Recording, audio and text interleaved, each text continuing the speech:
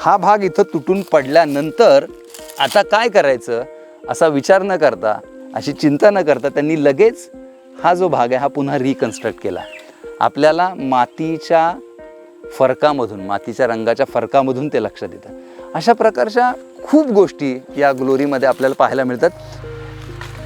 त्याच्याच पलीकडे जर बघितलं तर एरवी हे वाटेल हे काय आहे, पण हे जे काही कोळ्याची जाळी आहे त्याच्यात ही पानं अडकलेली आहेत, त्याच्यामध्ये असा काही पानं कुजत आहेत, याच्यामध्ये वेगवेगळे कीटक अडकतात.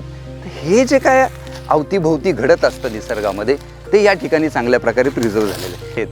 इतक्या जुन्या काळाचा इतिहास त्यांनी बघितलेला आहे किंवा इतक्या जुन्या काळाचे ते साक्षीदार आहेत. आपल्याला त्या झाडावर जर आपण महाराष्ट्राचा जो राज्य प्राणी आहे शेकरू, त्या झाडावर त्याची 2 घरटी दिसतात. जागोजागी ही घरटी आहेत, अतिशय चविष्ट, म्हणजे ज्याला आपण लय भारी म्हणूयात अशीच चव आहे. त्याला चविष्ट वगैरे हा शब्द पुरा पडणार नाही. आणि आता चिंचेचं झाड जर बघितलं तर आता लक्षात आलं की इथं हे चिंचेचं झाड आहे. तर आपल्याकडे ज्या चिंचा असतात ह्या बऱ्यापैकी डेरेदार असतात, वाढलेल्या दिसतात चहूबाजूंनी, पण इथं अशी उंच चिंच दिसतीये, म्हणजे सागवानासारखी चिंच सुद्धा उंच दिसते. काय नेमकं याच्या मागचं कारण? हा प्रचंड मोठा घेर आहे इथपासून असा मागे. हां, तर काय नेमकं म्हणजे एवढी घेर असलेलं सागवान त्याची झाडं अशी का वाढतात, इतकी मोठी का वाढतात? या भागामध्ये वाळवी मोठ्या प्रमाणात बघायला मिळते, म्हणजे अनेक झाडांवर वाळवी चढलेली दिसतीये. जिवंत झाडं ही जी आत्ता ॲक्टिव्ह झाडं आहेत, फ्रेश झाडं आहेत, त्याच्यावर सुद्धा वाळवी दिसतीये. मेलेल्या लाकडावर तर आहेच आहे. का इतक्या मोठ्या संख्येने इथं वाळवी आहे?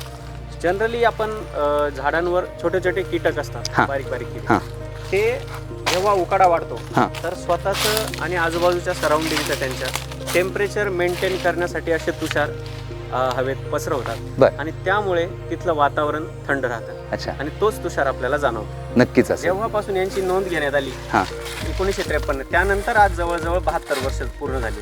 आणि त्याच्या आधीचा हा सागवान हा किमान 300 वर्षापूर्वीचा असेल. सर इथं झाड पेटवल्यासारखं का दिसतंय? म्हणजे हा खाली हे सगळं झाडाला आग लावून त्याचा हा कोळसा पडल्यासारखं जाणवतंय. काय नेमकं हे प्रकरण आहे? किती हे लागतील बघूयात. मला वाटतं आपण इथून तुम्ही पण हे करा हाताला. 2 पलीकडे जाऊयात.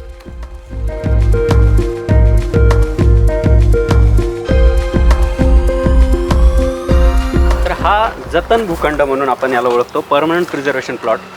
तर याचा उद्देश असतो की त्या जंगलाला कुठलाही डिस्टर्बन्स न देता जर आपण सोडलं, कुठलाही ह्युमन इंटरफरन्स न करता सोडलं, तर ते जंगल त्याच्या नैसर्गिकरित्या कसं पुढे वाढतं, कुठल्या प्रजाती आपापली जागा बनवतात, ज्याला आपण इकॉलॉजिकल सक्सेशन म्हणतो. बरोबर. तर त्या इकॉलॉजिकल सक्सेशनचा अभ्यास करण्यासाठी पुन्हा ही जागा, ही जमीन किंवा हे जंगल नैसर्गिकरित्या जर का आपण अनडिस्टर्ब्ड सोडलं तर कोणत्या प्रजाती इथे वाढतील, तर त्याचा अभ्यास करण्यासाठी आपण हे असे परमनंट प्रिझर्वेशन प्लॉट्स तयार करतो. बरं, आता इथं फिरताना खरंच जो आपल्याला जंगलाचा फील येणं जो म्हणतात, जंगल म्हणजे कुठलेही मॅनेज नाही केलेलं, तो इथं दिसतोय. म्हणजे खाली हे सगळे पानं पडलेली आहेत, त्याच्यामधूनच मुंग्या फिरतायत, कीटक आहेत, फुलपाखरं आहेत, त्याच्यामध्ये काही छोटे मोठे हर्ब, श्रब्स, उंच सगळे वृक्ष आहेत. हे सगळे इथं बघायला मिळतंय. हेच अपेक्षित होतं. हेच अपेक्षित असतं की ज्याच्यात प्राणी असू द्या, वेली असतील, फुलपाखरं, पक्षी, कीटक, प्रत्येक जीव आपापली जागा कसं तयार करतं, ज्याला आपण इकॉलॉजिकल निश, ते निश कसे डेव्हलप करतात, तर त्याचा हा अभ्यास. ओके. या ठिकाणी आपल्याला जसं राजपूत साहेबांनी सांगितलं की छोट्या छोट्या गोष्टी इथं सगळ्या कशा बघायला मिळतात. तर आता आम्ही चालत असताना इथं छोट्याशाच काही गोष्टी पाहायला मिळाल्यात. त्या म्हणजे एरवी आपण त्या गोष्टीकडे दुर्लक्ष करतो, पण जर इथं पाहिलं तर बारकाईने बघितलं ते इथं लाल मुंग्यांची, की ज्या अतिशय चावतात आणि चावल्या तर मोठा फोड उठतो, अशा प्रकारच्या लाल मुंग्यांची इथं रांग बघायला मिळते. हे प्रत्येक झाडावर पाहायला मिळते. इथं जर आपण बारकाईने बघितलं तर इथून ह्या सगळ्या मुंग्या सुरू झाल्यात आणि या झाडावर त्या जात आहेत.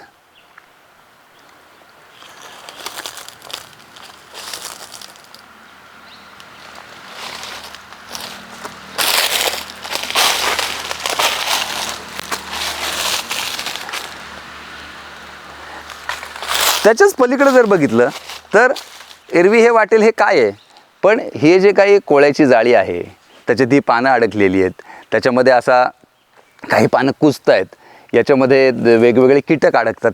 तर हे जे काय अवतीभोवती घडत असतं निसर्गामध्ये ते या ठिकाणी चांगल्या प्रकारे प्रिझर्व झालेलं आहे. हे छोट्या गोष्टी पाहिल्या आणि याचबरोबर काही आकर्षक गोष्टी पाहायला मिळत आहेत. मला वाटतं आपल्याला त्या कदाचित इथून दिसतील सुद्धा. या ठिकाणी खूप मोठ्या संख्येने शेकरू आहेत. तर शेकरूची घरटी इथं बघायला मिळत आहेत. मला वाटतं आपल्याला त्या झाडात हां हां हां त्या झाडावर जर आपण महाराष्ट्राचा राज्य प्राणी हां महाराष्ट्राचा जो राज्य प्राणी आहे शेकरू, त्या झाडावर त्याची 2 घरटी दिसतात. जागोजागी ही घरटी आहेत. म्हणजे छोट्या मुंग्यांपासून ते अशा शेकरू जो ज्याला आपण महाराष्ट्राचा राज्य प्राणी म्हणून गौरवलेला आहे इथं आपल्याला बघायला मिळतो. तर या सगळ्या गोष्टी सर आपण याच्याबद्दल बोलतोय की हे जे राखलेलं आहे याच्यात आपल्याला कुठं शेकरूसारखा एक जो आपण राज्य प्राण्याचा दर्जा दिलेला आहे तो प्राणी आहे. छोट्या मुंग्या आहेत, कुठं वाळवी आहे, कुठं झाडं आहेत, हे सगळं आहे. याच्या पलीकडे जाऊन या ग्लोरी ऑफ आल्लापल्लीमध्ये आपल्याला काय काय बघायला पाहिजे किंवा काय काय बघायला मिळतं? हे ग्लोरी ऑफ आल्लापल्ली 1953 पासून आपण याला संरक्षित केलेलं आहे. आणि तेव्हापासून तेव्हा जी झाडांची गणना केली होती, मग त्याची वेडी मोजली असणार आहे, त्याची उंची मोजली असणार. वेडी म्हणजे तुम्ही म्हणताय त्याची घेर गोलाई त्याची. तर ती जी गोलाई असेल त्या झाडांना एक एक नंबर देण्यात आलेला आहे तेव्हाचा. आणि त्याच्यात मग कसे बदल होत गेले, ते झाड किती वाढलं, ते जगलं कधी, मेलं कधी, ह्या सगळ्या गोष्टी बारकाव्याने नमूद केलेल्या असतात. आणि त्याचा हा स्टडी म्हणजे ज्याला आपण क्युम्युलेटिव्ह त्याचा स्टडी म्हणत जाऊ की आज त्याची स्थिती काय आहे आणि 1953 मध्ये त्याची परिस्थिती काय होती. तर हा जो अभ्यास असतो त्या अभ्यासासाठी हा भूखंड राखून ठेवलेला आहे. खरं तर फार इंटरेस्टिंग आहे. म्हणजे आपण याच्यात कुठलंही इंटरव्हेन्शन करायचं नाहीये, कुठलाही डिस्टर्बन्स नाहीये, पण त्याच वेळेस आपण नोंदी ठेवतोय. त्यामुळे 1953 साली जे असेल त्याच्यानंतर टप्प्याटप्प्याने काय होत गेलं आणि उद्या काय होऊ शकतं याच्याबद्दल सुद्धा आपण अंदाज बांधू शकतो. खूपच इंटरेस्टिंग आहे. आता माझ्या हातात ही काही फळं आहेत, टेंबरं याच्यात सर हे घ्या. हां, टेंबरं म्हणजे तेंदूपत्ता जो आहे त्या तेंदूपत्त्याला तेंदूपत्ता तर सगळ्यांना माहिती असतो की जो विड्यांसाठी वापरतात आणि या ठिकाणी त्याचं कलेक्शन खूप मोठ्या प्रमाणात होतं. तर त्याला येणारी फळं ही या सीझनमध्ये येतात आणि ज्याला रानमेवा म्हणतो आपण, हा रानमेवा इथं खायला मिळतो या सीझनमध्ये. चविष्ट, खूप अतिशय चविष्ट. म्हणजे ज्याला आपण लय भारी म्हणूयात अशीच चव आहे. ज्याला चविष्ट वगैरे हा शब्द पुरा पडणार नाही. अशा सगळ्या गोष्टी या आपल्याला ग्लोरी ऑफ आल्लापल्लीमध्ये पाहायला मिळतात. मला वाटतं इथं पण टेंबराची झाडं होती ना? आहेत ना. या टेंबरांबरोबरच आपल्याला या ठिकाणी मोहाची फुलं सुद्धा, आता मोहाची झाडं तर खूप मोठ्या संख्येने आहेत, पण मोहाची फुलं सुद्धा इथं याचा सडा पडलेला पाहायला मिळतोय. मला वाटतं आपल्याला ते पुढं पाहायला मिळतील.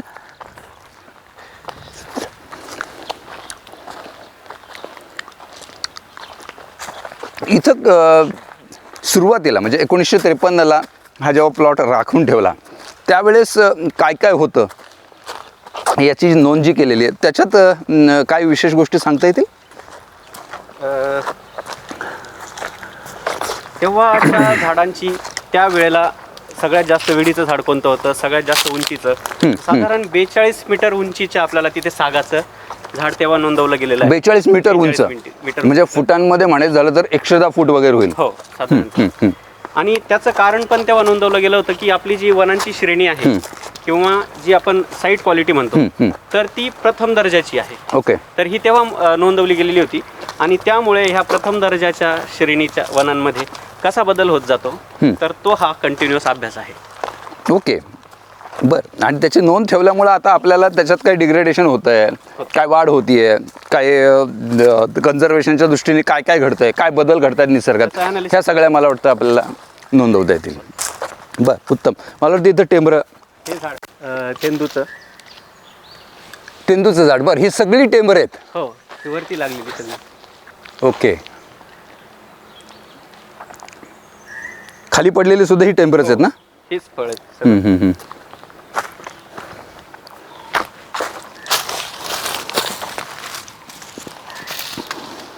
सगळी टेंबराची. बरं, ही फक्त सोलायची आणि खायची. सोलायची आणि खायची.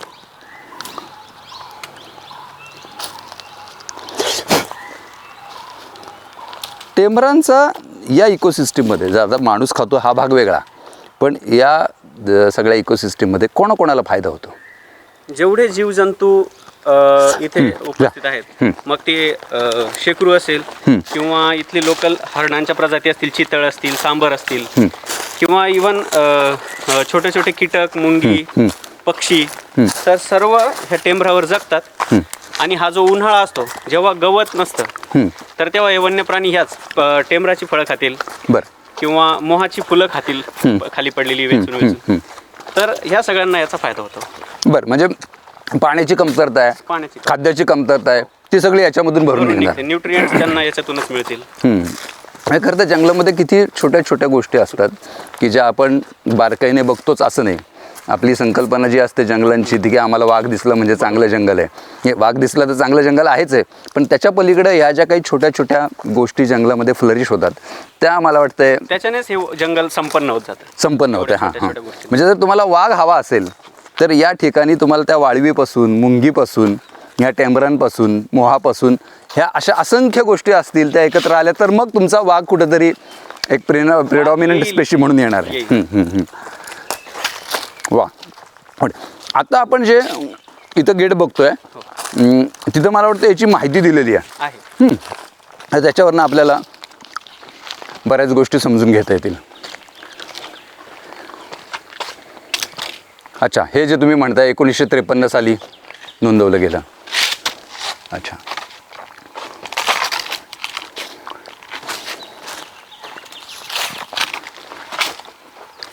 (42.98 मीटर) साधारण 105-110 फुटांपर्यंत उंच असलेलं जे सागाचं झाड होतं.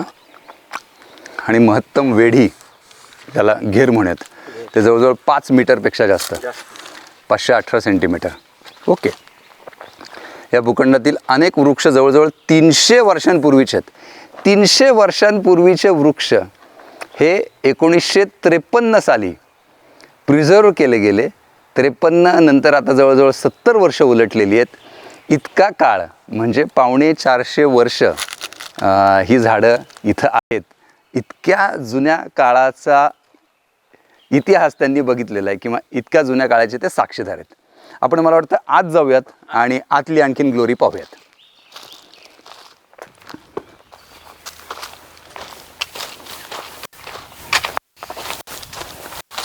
ग्लोरी पाल्लापल्लीमध्ये प्रवेश.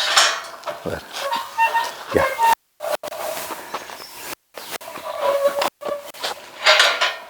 येस, रस्त्यात चिंचा.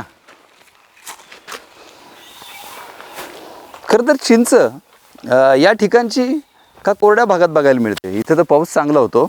चिंच इथं कशी? चिंच आपल्या नैसर्गिक जंगलात आपल्याला पाहायला फारशी मिळणार नाही. बरं. पण ज्या ठिकाणी माणसांचा वावर झाला तर त्यांनी आपल्या खाण्यातून किंवा इतर पद्धतीने चिंचेचं इकडे म्हणजे त्यांच्यामुळे पसरली चिंच. बरं बरं. आणि आता चिंचेचं झाड जर बघितलं तर आता लक्षात आलं की इथं हे चिंचेचं झाड आहे. तर आपल्याकडे ज्या चिंचा असतात ह्या बऱ्यापैकी डेरेदार असतात, वाढलेल्या दिसतात चहूबाजूंनी. पण इथं अशी उंच चिंच दिसतीये, म्हणजे सागवानासारखी चिंचसुद्धा उंच दिसते. काय नेमकं याच्या मागचं कारण? याचे एकतर सगळ्यात महत्त्वाचं कारण म्हणजे इथली जमिनीचा पोत, जे आपण प्रथम श्रेणी वन म्हणतो. तर त्यामुळे त्याला मिळणारे पोषक तत्व भरपूर प्रमाणात इथे ऊनही भरपूर प्रमाणात आणि पाऊसही प्रचंड प्रमाणात. आणि दुसरं कारण म्हणजे कॉम्पिटिशन. त्या कॉम्पिटिशनमुळे त्यांची उंची वाढत गेली. बरं. कॉम्पिटिशन कशी? इतर झाडांसोबत सूर्यप्रकाशासाठी कॉम्पिटिशन. अच्छा अच्छा. हे इतर ठिकाणी, आपल्या ठिकाणी जे काय असते त्या ठिकाणी भरपूर मुबलक प्रमाणात भूखंड आहे आणि त्याच्यावर जागा अवेलेबल आहे. हां हां. इथं मात्र तसं नाही आहे. इथं प्रत्येक झाडाला स्पर्धा करायची आहे. म्हणजे सूर्यप्रकाश मिळवण्यासाठी ती उंची वाढते.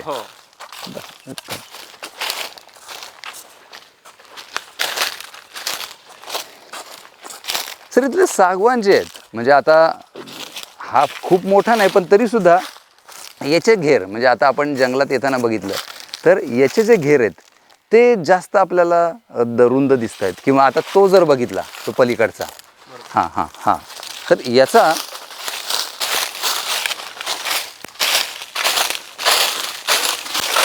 हा प्रचंड मोठा घेर आहे इथपासून असा असा मागे. हां, तर काय नेमकं म्हणजे एवढी घेर असलेलं सागवान त्याची झाडं अशी का वाढतात, इतकी मोठी का वाढतात? इथल्या जमिनीमुळे, तिथल्या पोषक तत्वांमुळे, बरं. नंतर इथल्या हवामानामुळे की इथे भरपूर प्रमाणात पाऊस असतो, भरपूर प्रमाणात सूर्यप्रकाश असतो आणि त्यामुळे इथल्या सागांना एवढी ग्रोथ आहे. म्हणजे ती जी वाढ जी होतीये ती मोठ्या प्रमाणात होती. बरं.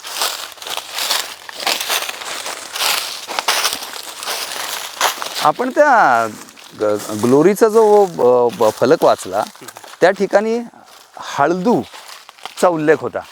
मला वाटतं हे पुढचं झाड हळदूचं. हे झाड हळदूचं. हे झाड हळदूचं. बर आपण जाऊन बर बर बर. अच्छा, हे हळदू. ॲडिना कार्डिफोलिया. बर. झाडाची वेडी घेर 3.67 मीटर. बरं, म्हणजे जवळजवळ 3.5, 11, 12, 13 फूट. 13 फुटाचा घेर झाला. हां, याचा घेर सर्वात जास्त वाढतो का?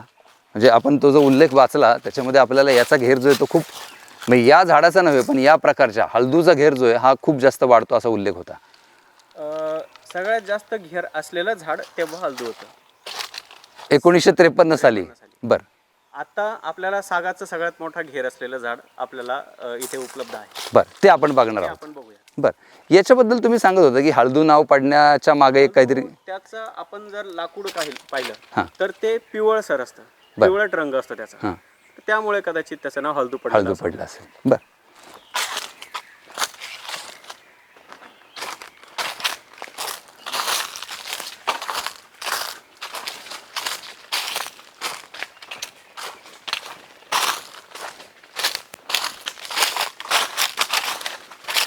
वारुळ. हां, वारुळ आपण जे बघितलं होतं. हो, या भागामध्ये वाळवी मोठ्या प्रमाणात बघायला मिळते. म्हणजे अनेक झाडांवर वाळवी चढलेली दिसतीये. जिवंत झाडं की जी आत्ता ॲक्टिव्ह झाडं आहेत, फ्रेश झाडं आहेत, त्याच्यावर सुद्धा वाळवी दिसतीये. मेलेल्या लाकडावर तर आहेच आहे. का इतक्या मोठ्या संख्येने इथं वाळवी आहे?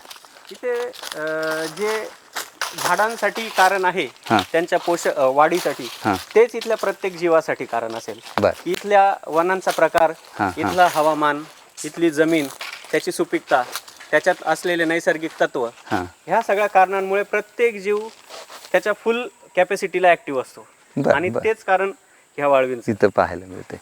इथं खरं तर आता बघितलं तर माझ्या उंचीपेक्षाही जास्त, साधारण एक 6.5 फूट ते 7 फूट उंचीचं हे वारुळ आहे.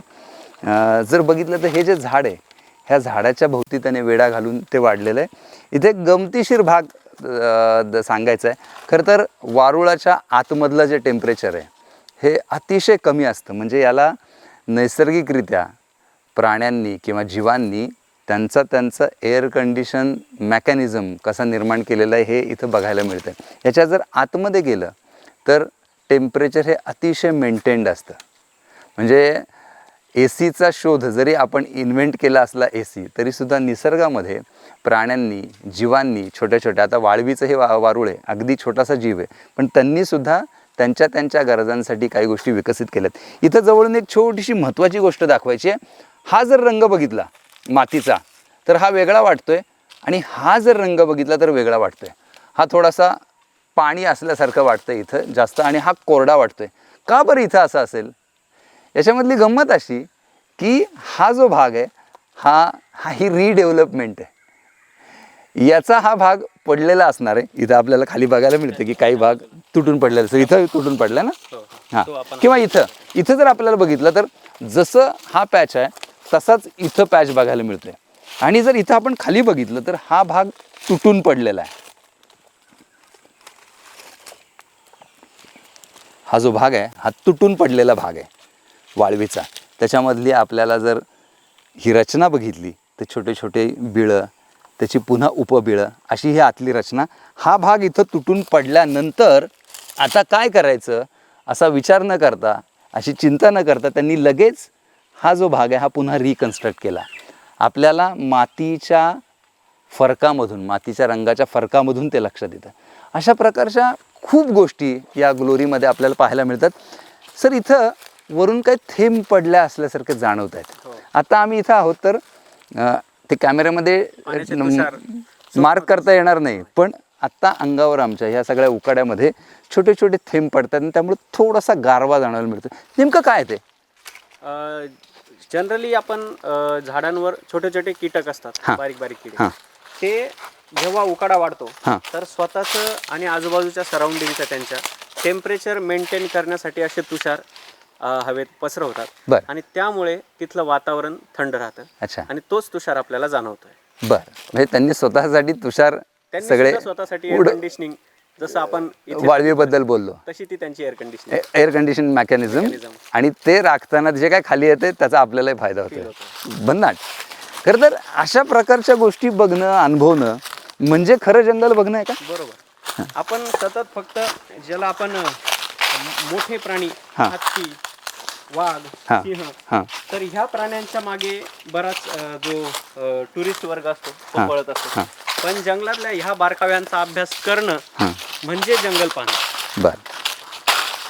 आणि आता मला वाटतं ह्या गोष्टी वाढीच लागल्या पाहिजेत. हो. म्हणजे आपण त्या फेजमधून की मला जंगल बघायचं म्हणजे वाघ दिसला पाहिजे याच्यातून बाहेर आलं पाहिजे. आणि मला वाटतं आता हा जो वृक्ष असेल हा सागवानच दिसतोय. सागवानच. हां, नाही म्हटलं तरी एक 200-250 वर्षांपूर्वीचा असेल. हो, 250 ते 300 वर्षांपूर्वी सागवान नक्कीच असेल. जेव्हापासून यांची नोंद घेण्यात आली हां. 1953, त्यानंतर आज जवळजवळ 72 वर्ष पूर्ण झाली. बरं. आणि त्याच्या आधीचा हा सागवान हा किमान 300 वर्षापूर्वीचा असला. पूर्वीचा असेल. बरं, 300 वर्षांचा सागवान इथं आहे आणि त्यांनी 300 वर्षांचा इतिहासाचा तो साक्षीदार आहे. म्हणजे असं झाड बघणं आणि त्याला स्पर्श करणं ही खरं तर विलक्षण गोष्ट आहे. अर्थात प्रत्येकाच्या बघण्याच्या दृष्टीवर आहे. बरोबर. म्हणजे एखाद्याला त्याच्यात काहीतरी विलक्षण वाटेल, एखाद्याला वाटेल काय मेलेलं झाड आहे. नक्की. सर इथं झाड पेटवल्यासारखं का दिसतंय? म्हणजे ह्या खाली हे सगळं झाडाला आग लावून त्याचा हा कोळसा पडल्यासारखं जाणवतंय. काय नेमकं हे प्रकरण आहे? काय हे असं? ही झाडाची साल आहे. बर. आणि हा रंग त्याच्या सालीचा नैसर्गिक रंग आहे. बर. हे तेंदूचं झाड आहे. अच्छा. हे त्याचं फळ पडलेलं इथे. हे तेंदूचं झाड आहे. बर. आणि त्या तेंदूच्या झाडाचा निसर्गताच अगदी डार्क चॉकलेट ब्राऊन कलर असतो. बर. हा. तो जाळलेला नाहीये. बर. बर. ह्यात कुठलंही काही म्हणजे जळलेलं लाकूड, जळलेली साल नाही. निसर्गातच ह्याचा रंग आहे. पण असं पाहता क्षणी वाटते की मुद्दाम कोणीतरी पेटवलेलं आहे आणि त्याची तो काळपटपणा त्याचा निसर्गता त्याच्या सालीला आहे. वा. हे बारकावे खूप ज्ञानामध्ये भरही टाकतात. आणि खरं तर जंगलाची खरी ओळख जर करून घ्यायची असेल तर मला वाटतं हे अशा प्रकारे ते बघायला पाहिजे. भेट दिली पाहिजे. एक चांगलं झालंय की जवळजवळ मागच्या 70 वर्षांपासून हा प्लॉट राखून ठेवला. खरं तर काही जंगलं असतील सुद्धा, पण इथं आपल्याला नेमकेपणाने येत आहेत. हा इथं सुद्धा हे काय, हे अगदी पेटवल्यासारखं वाटतंय. हे जर बघितलं तर हे पूर्ण कोणीतरी याला आग लावलेली, पेटवलंय असं बघायला मिळतंय, असं वाटतंय. पण ही आग लावलेली नाहीये. तर आत्ताच आपण समजून घेतलं त्याप्रमाणे ही जी साल आहे, हे जे याच्यावरचे खवले, ह्याचा रंगच असा आहे. त्याच्यामुळे हे पेटवलेलं नाही. तर निसर्गामध्ये अशा खूप, पण मला वाटतं याला कॅमोफ्लाज जसं आपण म्हणतो तसं हे कोणीतरी पेटवल्यासारखा हा कॅमोफ्लाज म्हणायला हरकत नाही. देवाचाच आता तो कॅमोफ्लाज. निसर्गाचा जास्त हे राहील. मला वाटतं आपण आता त्या जो इथलं एक सर्वात वेडीच्या सागाकडे आपण आता सर्वात जास्त घेर असलेलं सागवान. बरं. मला वाटतं हे जर जंगल बारकाईने बघायचं झालं, फक्त 15 एकराचा खरं तर हा भूखंड आहे, पण हे जर बारकाईने बघायचं झालं तर मला वाटतं एक दिवसही पुरणार नाही. इथले पक्षी आपण शेकरूला जर पाहायचं असलं तर एकतर अगदी सकाळी किंवा सायंकाळी, हो, त्यावेळेला आपण शेकरू पाहू शकतो. बरं.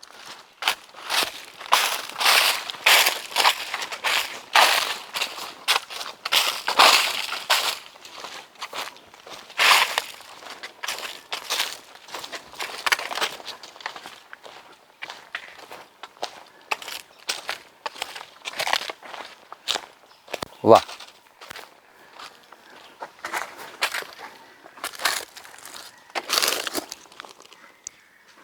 किती हे लागतील बघूयात. मला वाटतं आपण इथून तुम्ही पण हे करा हाताला. हां, 2 पलीकडे जाऊयात.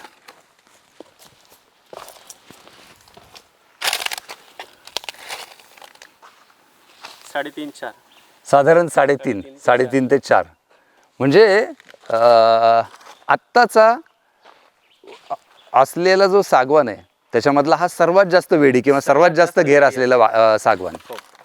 त्याची साधारण 5.47 मीटर. 5.47 मीटर. बरं, म्हणजे मला वाटतं साधारण एक 15 आणि 18 फूट जाईल. 17.5-18 फूट. 18 फूट घेर असलेलं सागवानाचं झाड. आणि मला वाटतं त्याची उंची सुद्धा बऱ्यापैकी आहे. त्याची उंची साधारण 25 ते 30 मीटर आहे. 25 ते 30 मीटर म्हणजे पुन्हा 80-90 फुटापर्यंत गेलं. 90 फुटापर्यंत. बरं, 90-100 फूट. मित्रांनो, अल्लापल्लीमध्ये जे आपण आलो आहे, ग्लोरी ऑफ अल्लापल्ली आपण म्हणतो आहे, ज्याला मी ग्लोरी ऑफ महाराष्ट्र असंच म्हणतो आहे. या ठिकाणी हा फक्त 15 एकराचा भूखंड ज्या प्रकारे आपल्याला निसर्गातल्या वेगवेगळ्या गोष्टींची अफलातून माहिती देतो आणि वेगळ्या जगात नेऊन ठेवतो. मला वाटतं जंगल पाहणं जर आपण अशा पद्धतीने केलं, निसर्गाशी स्वतःला असं कनेक्ट करून घेतलं, तर त्याच्यातली अफलातून रहस्य आपल्याला पाहायला मिळतील. भवतालचा हाच उद्देश आहे की लोकांनी जंगल पाहताना, निसर्गाकडे पाहताना वेगळी दृष्टी ठेवावी आणि डोळे उघडून पाहावं.